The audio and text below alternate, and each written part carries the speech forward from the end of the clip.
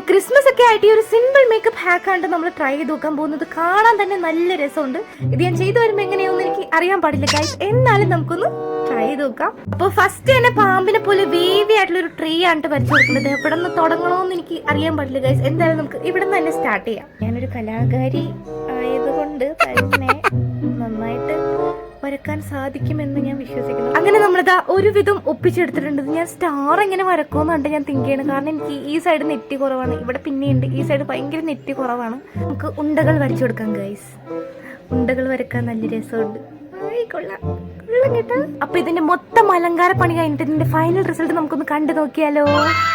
അപ്പൊ ഇതാണ് ഗായ്സ് നമ്മുടെ ഫൈനൽ റിസൾട്ട്. സംഭവം ആക്ച്വലി ഭയങ്കര ക്യൂട്ട് ആയിട്ടുണ്ട്. എനിക്ക് എന്തായാലും നല്ല ഇഷ്ടമായിട്ടോ. അപ്പൊ നിങ്ങൾക്ക് ഇത് ഇഷ്ടമായിട്ടുണ്ടെങ്കിൽ തീർച്ചയായിട്ടും ഒരു സ്നോമാൻ്റെ ഇമോജി കമന്റ് ചെയ്യാനായിട്ട് മറക്കരുത്.